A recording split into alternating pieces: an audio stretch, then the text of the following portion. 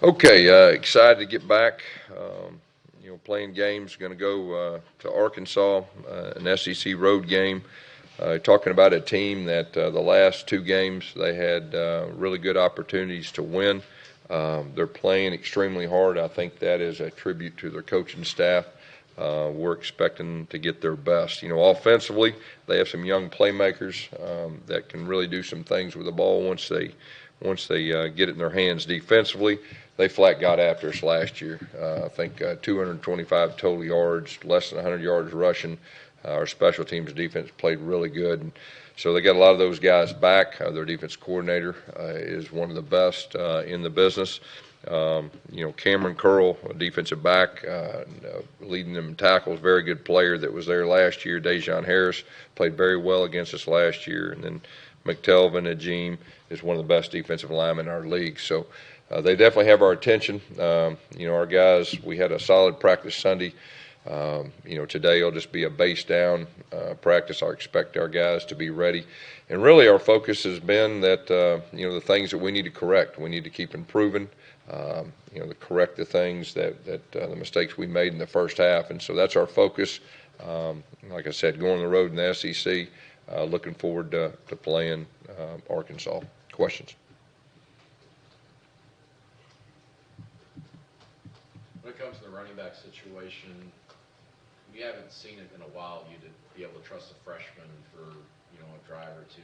Do you trust DJ Williams to get? Yeah, he's going to get an opportunity to touch the ball, and I think he's earned that. He's healthy now, and so. But you also see the other guys that were taking with us with the ball too. Yeah, how important is it to create a few more of those? You have some explosive plays, a lot of them in the passing game. Yeah. Do that in the running game and to create some chunk yards. No, I think so. Whether it's running game, whether it's pass game, we have to create explosive plays. And when we do that, we're a good offense. When we don't, we're average. And so that's been an emphasis, not just run game, but passing game or however you get them. And so hopefully that'll continue. We did a solid job of that up until our last game, and we need to get back to explosive plays. Gus, you talked a good deal before the season about wanting to get back to play fast. Mm-hmm. Have you been able to do that as much as you wanted to? I think so. I don't want to say completely simplifying things, but a lot of times when you play fast, you're able to have snap plays and have options and everything that goes with that. So we've really worked hard on just getting back to the basics. A lot of times in off weeks, that's what you do, from a staff anyway, but we've worked extremely hard to do that, and kind of goes back to explosive plays too. When you have explosive plays, you're able to play fast and get some pace and get first downs and everything that goes with that. So, so we've really tried to just kind of go back to basics, and hopefully that'll, carry over and, equal those two things we just talked about. Do you feel good about your plan with Anthony Schwartz after him only getting one carry against Florida, and then also did you discover some new things you could do with him? Well, I think anytime you've got a playmaker like him, especially you have an off week, you have ways to get your playmakers the ball. We have some other playmakers too. It wasn't really just him. I mean, we've got to give some certain guys certain chances, and that was kind of part of the evaluation over the off week. But Schwartz is a dynamic guy with the ball in his hands, and need to figure out ways. And we kind of talked about that last week too. But yeah, we'll have a good plan moving forward. Not just him, but our guys that are capable of making explosive plays. What was the focus with the offensive line last week after they had struggled? Seems a decent bit against Florida. Yeah, just kind of back to basics with them too. And, just from my standpoint, hey, what are we good at? What are we average at? Let's do the things we're good at. Let's try to not do the things we're average at. So there's a little bit of both.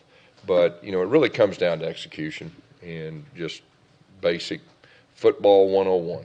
And so we really just tried to go back to that, not just up front, but, all areas. And a lot of times when you do that, you can really slow down. You can start to improve. Because like I said before, when you're in the heat of everything, you got a game and a game and a game, you start having to scheme up, and you got to work on their different pressures and their different looks. Well, when you have an off week, you can sit there and work on you. And that's really what we did, and just slowed down and worked on the basics. And I really look for that group to improve. Now, we need to continue to stay healthy. We've been pretty fortunate. up to this point, minus a game or two. But if that group stays healthy, I expect them to improve. The question about more important as a freshman was that week for Bo Nixon to do all the things that you were just talking about with the offensive line, kind of evaluate what he does well. Oh, yeah. No, there's no doubt. And things that he feels comfortable with. And you get on the practice field and the things that he can execute at a high level, that's what you call. Things that maybe that, hey, we need a little more time, we don't call it. So, it's really as simple as that. What he feels comfortable with, and we've worked hard on that last week. We'll continue that this week. Now, he feels more comfortable with a lot of things more than he did the first game. But, now we've got halfway through our season, and we had an off week. So we're in a different spot. He's not that same true freshman he was the very first game of the year where we're learning. We know a lot about him. He knows a lot about our offense, and we have a plan moving forward for the second half of the season. question about Worm. I mean, he's almost as fast as Schwartz, if not right there. Yet he's not a very effective tailbacker. He hadn't been this year. He's an effective tailback. Yeah, we just got to give him opportunities in space, and he runs between the tackles well too. And without Boobie Whitlow now, he's going to get more opportunities just like the other guys. But we're real high on him, and I think he's capable of making some explosive plays. I mean, is it a function of maybe putting him in different situations to get the most out of his speed, or what do you think? I think it's a little bit of a lot of things. What he does well, kind of, and what try to get him in some one-on-one situations.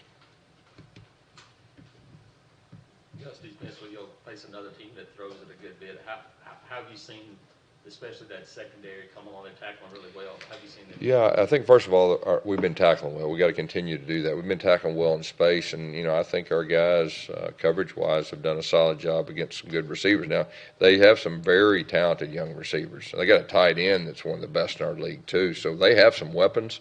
We're going to have to do a good job of disrupting them and affecting the quarterback, which, I think we've done a pretty solid job of affecting the quarterback, this first half of the season.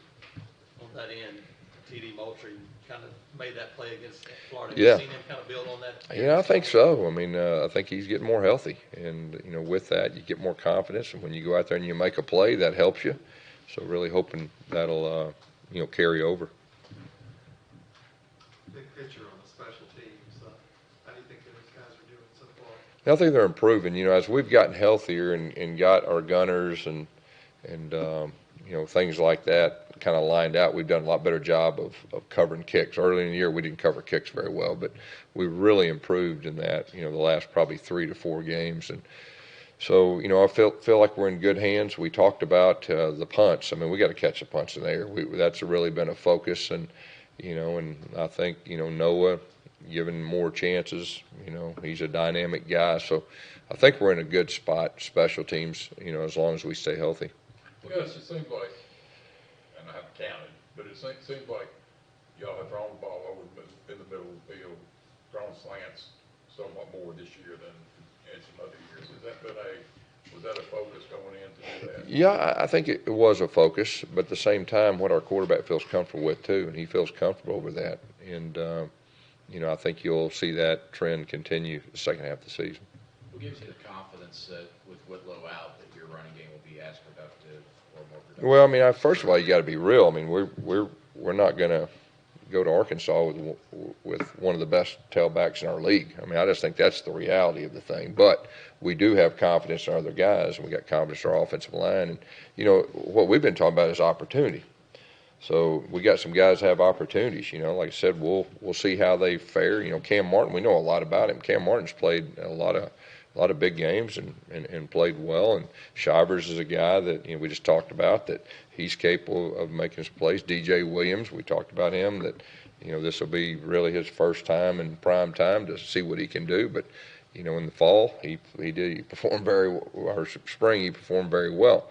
Then Harold Joyner will have a role, and he has played, specifically in the Texas A&M game and did a solid job. And then Malik Miller's kind of our specialized guy. So, we're carrying that group as a group. We'll see how they do. But, I'd be kidding myself to say Boobie Whitlow not going with us is not a big blow. But, we have opportunities for those other guys to show what they can do. If you guys were evaluating DJ Williams last year? Because he was playing quarterback and really didn't come on the scene until senior year, but he was playing quarterback. How did you guys evaluate him and obviously see some of the things he could do as a running back and be able to play on the SEC level? Yeah, it was the middle of the season last year, and somebody showed me his highlight film, and it took probably about 5 plays to figure out like that guy's a real player. And then everybody in the country offered him after that, and so he's got a skill set. And this spring, he confirmed that, and just feeling more comfortable. He got hurt. Had a shoulder surgery after spring, and then he had a little groin issue earlier, where I think he would probably be in a better spot than his first opportunity probably. So, but we got confidence in him. He's a talented young man.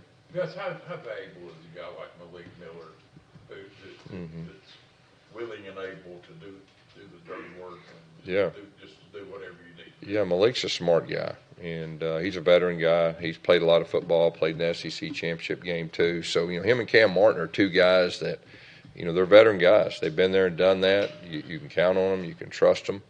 And, both those guys will be factors, for us moving forward. Your 8-0 record after bye weeks, what all would you say goes into that? Just really thinking about you, like we talked about earlier, getting better at what we do. And then it gives you an extra time to get prepared for the opponent. Anytime you have extra time to prepare for an opponent, it's a huge advantage. So, it was good. They do some different things defensively. They do a lot of different things offensively. I mean, they run a lot of different plays. So, I'd say it's been good for us. But the bottom line is, and probably I should have said this, you heal up, and so you can be a little fresher mentally, whether it's a coach's standpoint or a player's standpoint. But, man, we got to play good football. I mean, like I said at the very first, you're talking about they're a hungry team. They've been close. Could have beat A&M. Could have beat Kentucky. They're still holding it together, and like I said, it's a tribute to their staff, a tribute to Coach Morris. Some of the teams in our league lose a game or two, and they're worried about the skies falling. But man, them dudes have hung in there, and so we really expect we're going to get their best. We got to play good football, and so whether it's them or anybody, it's one game at a time. We've been saying that, but that's what it is, and we need to play good football, and that's our approach. Does this team any different?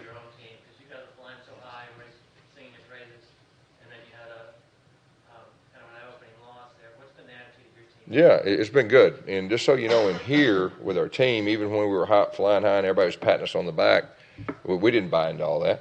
So what? Now, you wait till the end of the season, then you'll figure everything out. So it really wasn't – we were disappointed in our loss, but in the big picture, we're not going to get patted on the back. We're not going to buy into that. We're not going to buy into everybody the sky is falling. We're not buying into that. We're going to go one game at a time. We'll see what happens at the end of the year. And that's really our approach. And we'll continue to do that. The fact that you and Chad are friends, does it add anything to this particular game? Is it tougher? We've coached against each other. I have a lot of respect for him. He's an outstanding coach. He's an outstanding person. This week we really won't talk until we get the game and all that. But, I root for him every other game but this one, and I think he does the same. Do you talk to him a lot? We do. Outside of this week? We do. Yeah, we do. Is it weird to see him leading your home state team where you grew up and everything? I'm proud of him wherever he's coached. He's just proud of him. We're 2 high school coaches, and we're coaching the SEC, and I've always been proud of him. Anything else? All right, thank you.